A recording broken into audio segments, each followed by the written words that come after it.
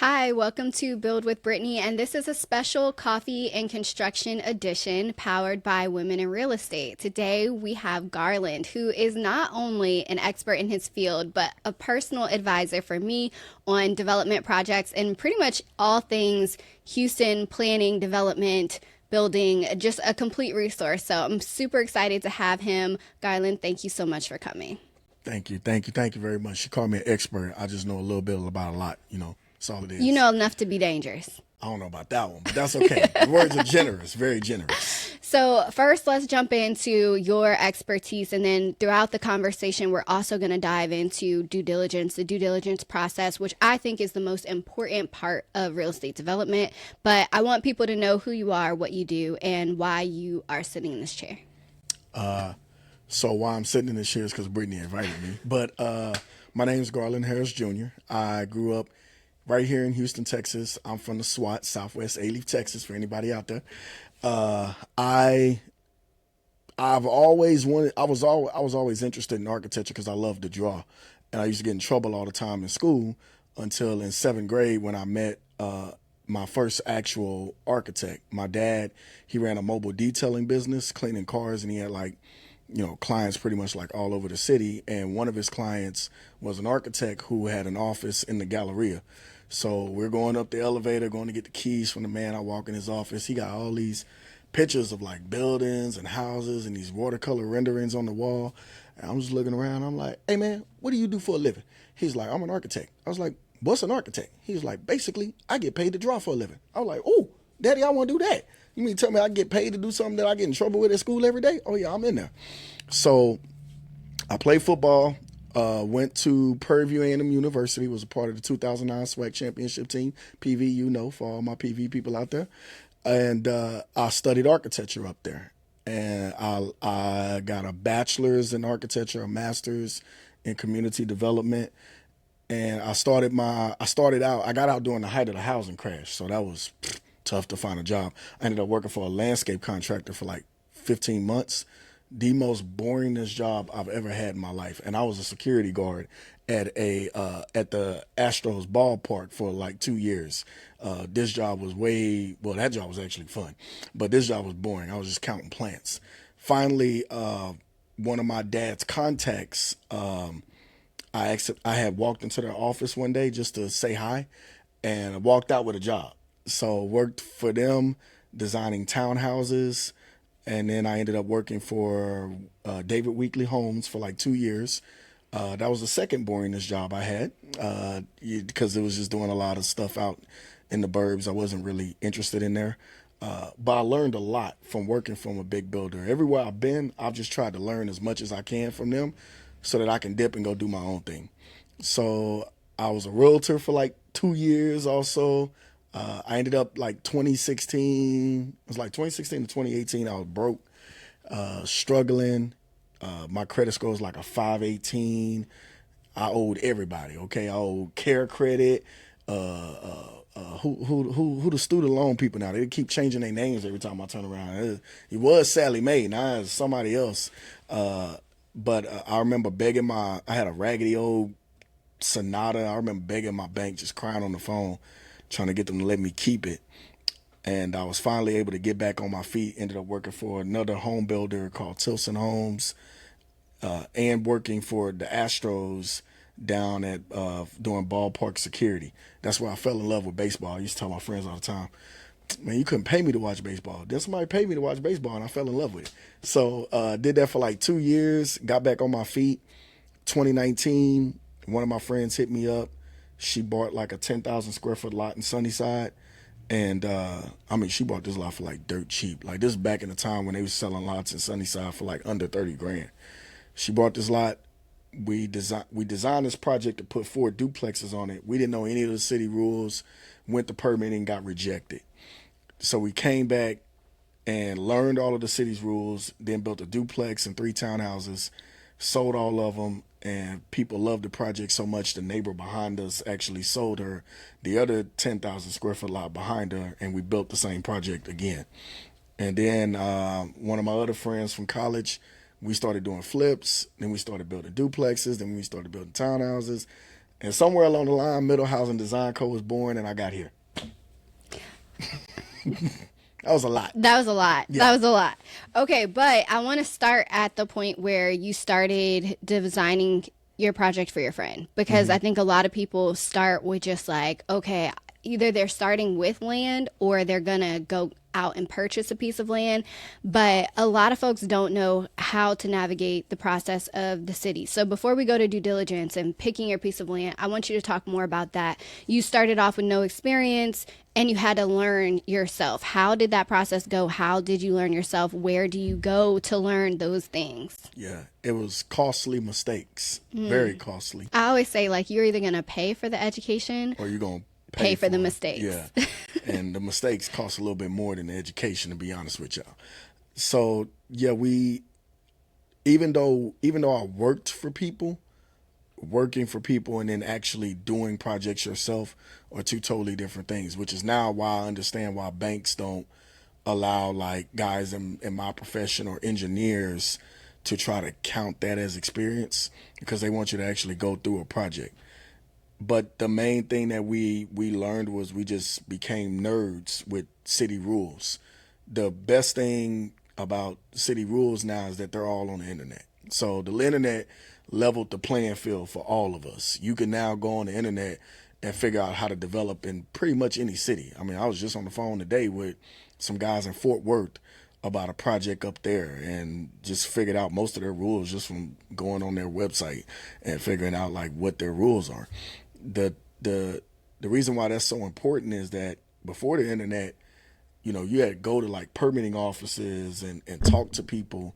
And, you know, if you're in the wrong town and you the wrong ethnicity, nobody gonna talk to you. Now, they don't know who you are when you go and look online. They don't have no choice. You just go in there and learn. So we studied, you know, all of the city's rules. And basically, in the city of Houston, our rules are contained in pretty much most of our development rules are contained in Chapter 42 of our Code of Ordinances. The parking rules are in Chapter 26. And then you have what we call an Infrastructure Design Manual, an IDM. Now, for most people, you don't really need to read an IDM. Every city pretty much has a version of it. But an IDM is basically a extremely large document. Ours is like over 600 pages that covers things like as small as putting up traffic signs and stoplights to driveways and stormwater detention requirements. The average person really doesn't need to know all that stuff. I only pay attention to the chapters that affect us, which is really like the detention requirements and the driveway stuff. The rest of the stuff I don't really pay too much attention to. So yeah, we got to a point where it was like, okay, any city we go in, we need to go to their code of ordinances and we need to figure out what their rules are. And it's really simple to just go on there and figure out, you know, what their zoning is, what they will allow and what they won't allow. And if you have any questions, you can always just call somebody and they'll usually guide you and help you and go from there. So you mentioned zoning. I want to tap on that just a little bit. Houston is very interesting. You know, I'm from the DC area and our zoning is very particular, but Houston, we have no zoning. It's Wild Wild West. But you do have a process that you have to navigate. Can you talk more about like Houston in particular? How do you navigate what you can build, what you can't build, or getting it changed? Yeah. So Houston is unique in that it is the largest city in the nation that does not have zoning. Every city has zoning pretty much. And zoning is how cities control land use. Now, not having zoning is a blessing and a curse. It's a curse because we have projects that are built in areas that shouldn't be built. Like we have people building houses off of major thoroughfares that really should be deemed commercial, but because we don't have zoning, the city has little power to stop them from building that project. In other cities, they would be like, no, you can't build this here because this is zoned for commercial and we don't want a house there. We want a commercial building there. But the city of Houston doesn't do that. So it's a curse in that regard, as in neighborhoods like what we're building in, like Sunnyside, South Park, Fifth Ward, Acres Homes, where there's a desperate need for commercial development. we have guys coming in taking lots that we could use for commercial development and building a bunch of houses in its place. And it's frustrating because it's like, hey man, we could have used this land for something that the community needed as opposed to you putting your janky townhouses here. But it is what it is. Now it's a blessing because when I was working for Weekly, one of our projects was we took this old shopping center, tore it down, replatted the lot, built 60 townhouses in this place because that was the highest and best use of that lot. And that shopping center was terrible. It had like one store in it, and the rest of them was vacant. Some of them was like burnt up or something like that. It was terrible. But in other cities, that doesn't happen because that land would have been zoned commercial. There's no way they wouldn't have approved us to build townhouses there. Not without us having some kind of concession, maybe to provide some kind of retail on the first floor or something like that, doing live work units. So with the city of Houston, as long as a lot isn't deed restricted, we pretty much do what we want with it. Well, within reason, I'll say that, because the city does have rules about what you can and can't do. Like a 5,000 square foot lot is not good for a commercial lot because the city requires stormwater detention for all commercial projects. And you're not going to fit a detention system on a 5,000 square foot lot. It's just, well, you could fit it, but it'll be extremely expensive. So it doesn't work in most neighborhoods. But the process is really, really simple.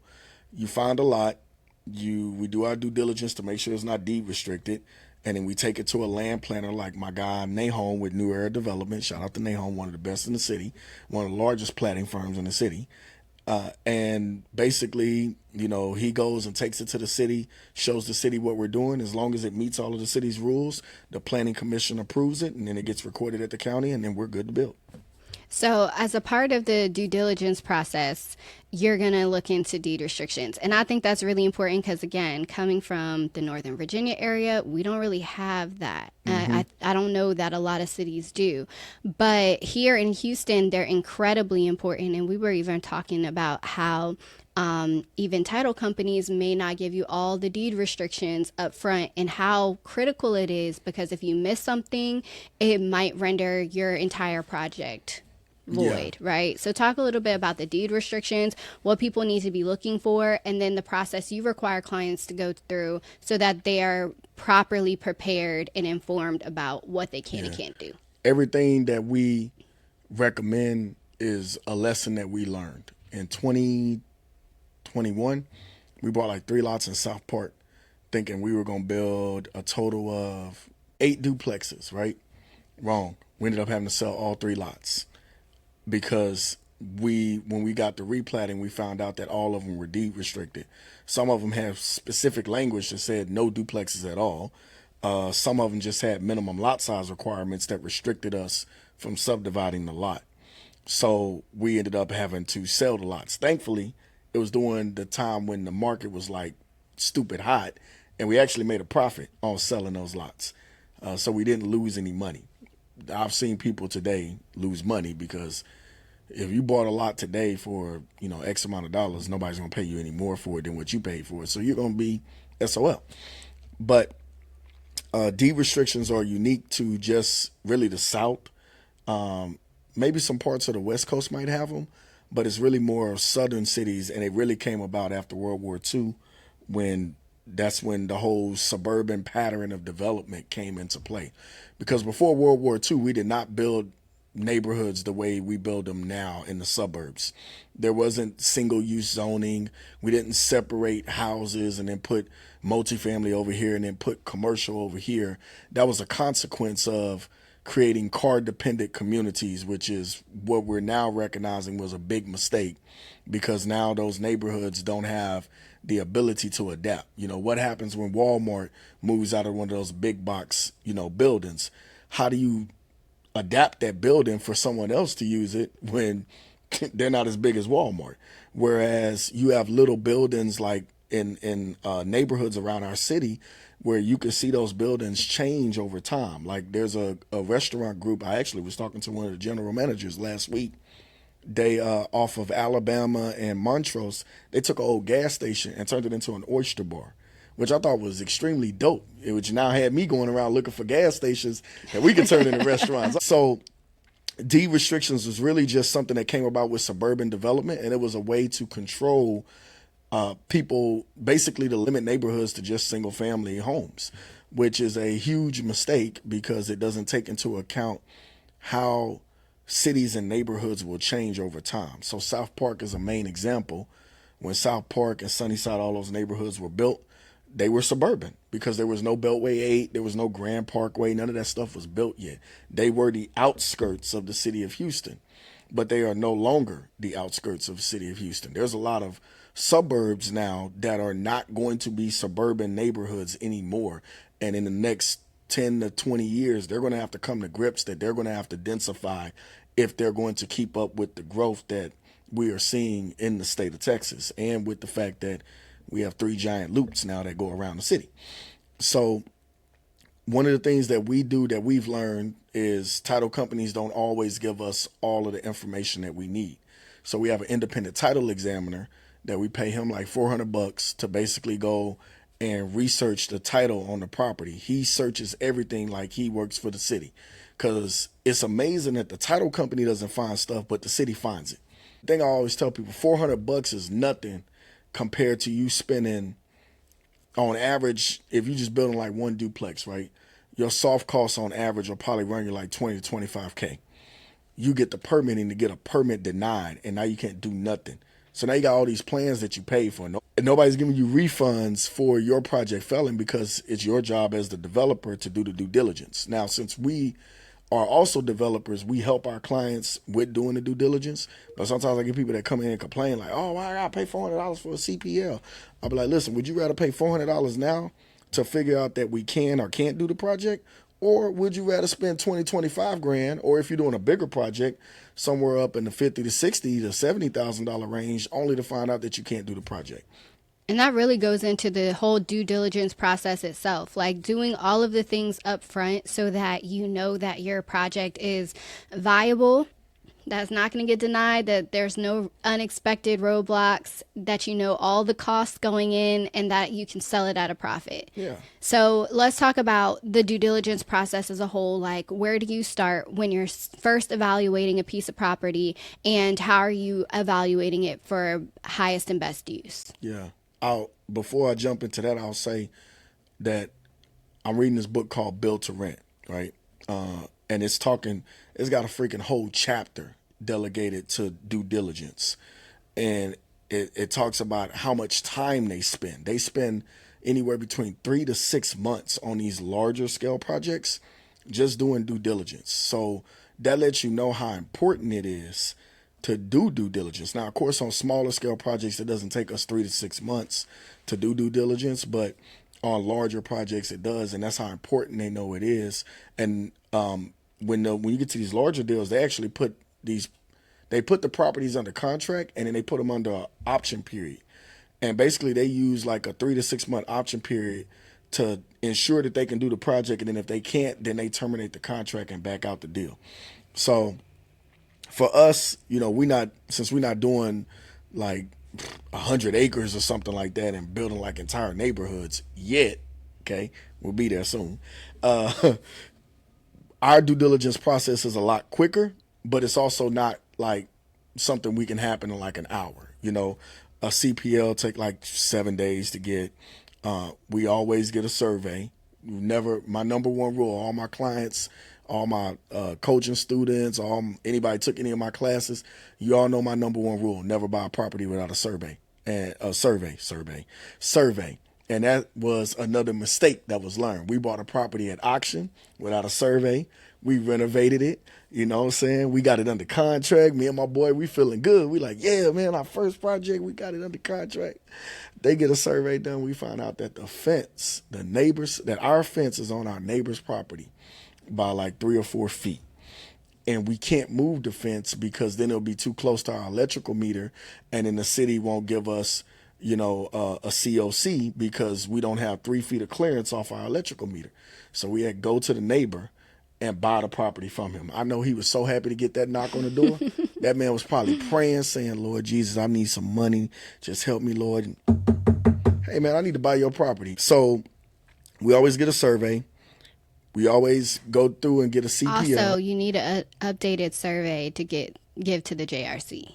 which is what So I yeah, learned. so when we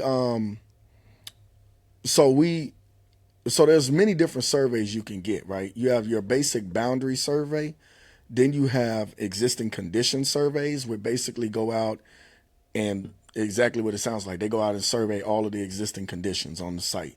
So they tell us like the right of way widths, the road widths, the if there's an open ditch, how wide it is, if there's an existing sidewalk, how wide it is, if there's power poles, all that stuff. That's what existing conditions does.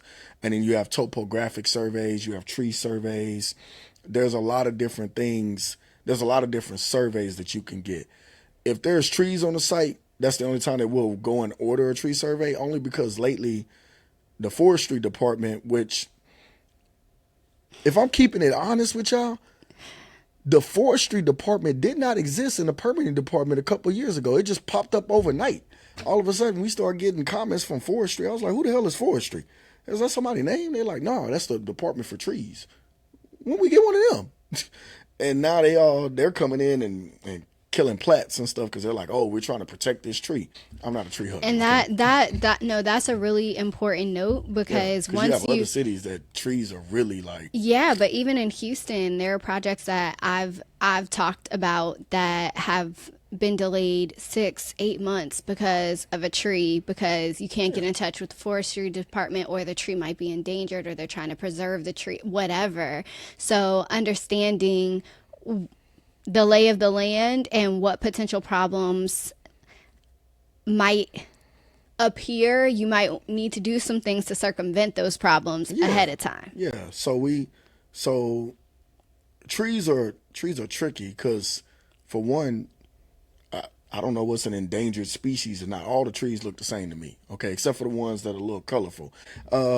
So yeah, we literally had a plat like that where they came in and we had 3 trees that we had to preserve. So we had to design our project around the 3 trees. Next thing in due diligence is we go look at utilities. We go and look for water, sewer, and storm sewer. So you gotta understand there's a difference between sanitary sewer and storm sewer. Sanitary sewer is for your poop. Storm sewer is for your rainwater. If you don't have access to one of those 3 things, you will have to do an extension. I had a guy last week. His sewer line stopped like 3 lots away from his. He's like, oh yeah, so the city's going to extend it? No, fool. They don't do that. You pay for that. Yeah. And it's not cheap. It's not cheap, and No. it can kill your deal. It'll kill your deal, yeah, depending on the deal. So we've had issues where we didn't go and check these things, and we got the permitting and found out that we didn't have access to a water line or a sewer line. And I would also say it's not good enough for it to be on the map. Like, you need to verify that where the city says these things are actually where they are. Yeah. Because you make a decision and then it's actually a football field away from where it's supposed to be, and you're still responsible for those costs. Now, I will say that with the GEMS maps, geographical information mapping systems, the GEMS maps have gotten much better over the years. So now they've gotten to the point where they're very trustworthy, where if they say it's a line there, it's probably there because they done went and looked and made sure that it's there. The dead giveaway, if you don't have any other houses around you, that's where it's hard to tell. But if there's like a house next door to you, then you know that there's probably a line somewhere. Now, it might have stopped short, but, and I know it seems crazy, like, how can you be in a developed city and you don't have access to basic utilities? But it happens, man. It happens. The biggest one that kills us here is storm sewer. So if you don't have open ditch and everything's under the street, you need to make sure that it's under the street, because if it's not there, you're going to have to extend it, and those are not cheap at all. I had a project, actually wasn't my project, it was just one of my clients who took over this project, and he was going to have to extend the storm sewer from Emancipation to his property. It was like 250 feet away. His plumber told him $300,000 because the line was 20 feet deep. So, and that's the other thing too. You want to pay attention to the depths of these lines. Water lines are typically pretty shallow. Sewer lines where they're sanitary or storm, sometimes those can be pretty deep. If you're getting more than really like 7-8 feet underground, now you start getting into like OSHA safety standards, and you have to have shoring and stuff like that, and you have to have contractors who are experience in dealing with digging that deep, because if something caves in and somebody dies, you're in trouble. And what about capacity? Really, capacity comes into play when you start getting into like bigger acreage lots. So then that's where you want to go and hurry up and get a plat application started, so you can go get what our city calls a WCR, a water capacity reservation letter. Other cities might have different terminology for it, but it's pretty much the same thing. They're just telling you like whether or not they have enough capacity to service your development. Like we had a development where we were trying to put 88 units on 5 acres. So we had to go through that process and go to the city, and they were like, yeah, we have enough capacity for 88 units in this area. So that's another part of the duty. So we said utilities, surveys. Yep. We said deed restrictions. The other thing that we do is we go and we check the lot dimensions, because depending on what we want to build, there's certain projects that the city allows, and there's certain projects that the city doesn't allow. Can you also talk about setbacks? Because when that was the next thing. Yes, because when you might have 5,000 square feet, right? But how much of that is actually buildable? Yeah. So then that kind of goes into that part too, where we talk about the lot dimensions and things like that. So every city has what they call a major thoroughfare plan. It's basically how the city classifies roads throughout their city. Most cities have major thoroughfares, major collectors, minor collectors, highways, and then the rest of the stuff will be defined as either neighborhood or local streets or something like that.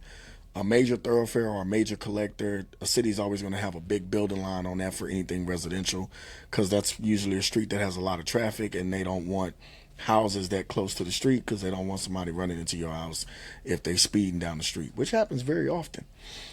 Then like if I find, like I had a guy send me a lot earlier this week. He sent me this lot off of Lockwood in 5th Ward. Lockwood is a major thoroughfare, so it automatically has a 25-foot building line. He sends me this lot, and he's like, I want to put 3 houses on it. Well, first of all, your lot is only 2,500 square feet, and the city's density cap doesn't allow you to put 3 units on this lot. It allows you to put 2. Second of all, you've already lost 25 feet of the property because you're sitting on a major thoroughfare, so you have 25 feet that you can't use. So it's important when you get those surveys to look for building lines, look for easements. An easement grants access to someone for whatever specific purpose. So it could be for maintenance purposes, it could be for access purposes, whatever. So we've had properties where I got three that I'm working on, no, 4 that I'm working on right now for this guy in Sunnyside Gardens. So his lot is 200 feet deep. It's 12,000 square foot lot, but he has 50 feet that he can't use because it's a drainage easement back there. So he can't build anything back there. So he's technically only got 150 feet that he can use. So it's important to pay attention to building lines, easements, and then encroachments. An encroachment is that same deal that I talked about earlier, where we had to go knock on that boy's door and buy his property from him because our fence was encroaching on his property. Those are things to pay attention to. Fences, they're always encroaching. That's easy. You can just go to the neighbor and say, hey, I'm going to tear down this fence and build a brand new fence, but I'm going to put it on my property line. And, this is at no cost to you. Most people will be fine with that. The biggest issue is when you get a building that's encroaching. We've dealt with that before and terminated those contracts, because even though you have every legal right to go to that person and say, hey, I have this official document that says your building is on my property and you have every right to make them tear it down, you gonna fight. Mm-hmm. And if it's an elderly person, they gonna go to the news and everybody gonna call you a greedy developer, even though I'm sitting up there watching news like they're not a greedy developer, they're right. Their property is on their property. It needs to be removed. That's simple. It's black and white. It's nothing. But people tug on the heartstrings. So you want to look at those things. And then when it comes to like determining what to build, like I said, even though the city of Houston doesn't have zoning, we do have very specific rules for certain projects. Like if you want to build a multi-unit residential project, which is what we call our small apartment building ordinance, which allows you to build 3 to 8 units on a property. They have very specific rules for like the site depth, They have very specific rules for the number of units you can fit. So just because, like I'll have people that be like, oh, I bought this 10,000 square foot lot, so I could put 8 units on it, right? No, technically, if you read the footnote in the rules, it says that you can only get up to 8 units if you're off of like a major thoroughfare. That's it.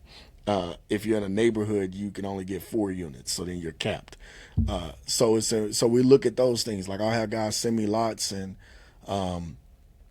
the city has certain driveway depths, like shared driveway can only run like a certain amount of feet before you jump to a private street. So I'll have people send me lots that be like, oh yeah, I got this lot. It's 60 by 400 feet. I'll be like, yeah, sell it. You don't need it. It's useless because the 28-foot wide street is going to take up most of your buildable area, and it's going to be more expensive to develop that. Just sell it and find something that's 200 feet deep or less, or find something that's 72 and a half feet wide. No, 70 feet or wider. 72 and a half is very specific because we have a project that is 72 and a half. Yeah, we just passed that fire marshal fire truck turnaround. It has to be 70 feet, and we were 30 inches over it, and we made it. I was like, whoo, okay, now I know. Don't buy anything under 70 feet if I want to put a 28-foot private road in it. So I know there's also, we are already out of time. But Garland is going to be with us on April 4th, 5th, and 6th for Coffee and Construction, doing a whole segment on due diligence. And then also we'll be touring some of his properties, going through the do's and the don'ts, the challenges, all of the things. Now, I know I really want to, in that session, I want to really get into building triplexes and quads and what that looks like and why it can be cost prohibitive sometimes and what to look out for. Because don't worry, we're trying to make it more affordable. I know, and I'm very excited about that, and I hope it happens. But I want people to understand, when they're looking at these projects, what to look for, and then also driveways. I want to talk about. Yeah, they suck so bad. Yeah, so I want to talk more about that at Coffee and Construction. Look, I'm going to tell y'all something that I just got to be honest with y'all, okay? I don't drink coffee. So we'll see you at Coffee and Construction. And you don't have to drink coffee to get all the gems, all the information. And honestly, the most important thing is just to meet people like Garland, people like Vanessa, people like Andre, like just all the people who have already made the mistakes and share so freely what they know. Don't worry, we're still making mistakes. We're all still making mistakes. But if we can help your learning curve be smoother, faster, we're all going to get to a better place faster. So, that's going to wrap it up for this episode. Be sure to look out for more information on Coffee and Construction coming up in April. And thanks so much, Garland, for being here. I will put his information in the description. So definitely reach out. And let me add this one thing. What I really like about what you do is that you have plans available for people to look at, like sample stock plans, yep. Which makes your job a lot easier as a developer to know what your options are, and it makes your project less expensive. I got one thing to add to that. For those who don't know, the builders that I work for, the big builders, they all have stock plans. Literally, like David Weekley, we were working on plans that they had drew up 30 years ago and just putting new elevations on them, making minor changes to update them to modern times. And they're literally just building the same plan. Same thing when I worked for Tilson. They just had a stock plan library. They were a custom home builder. They just had a stock plan library, and they would just let people come in and make changes to the plans as they go in. So that's where I learned the whole business model from. And I was like, man, that's so much simpler, because the thing is, people. I went to architecture school. You didn't. So I have the ability to look at a space and see what it can be without actually being physically on the site. But other people don't have that. So when you could show them like a plan, or you could show them something that was already built, that's why production home builders are so successful in getting stuff sold, because they're really just recycling the same plans over and over again. Absolutely. Yeah. Well, and I will say we will be looking at some floor plans at day one of Coffee and Construction. We'll be able to put them on the actual floor and on all of the walls. So that'll be fun to be able to really get into what makes the plans work, what makes them not work, et cetera, et cetera. Yep. So, I'll be there with a Gatorade. all right. Well, thank you so much for joining us. Stay tuned for more information on coffee and construction.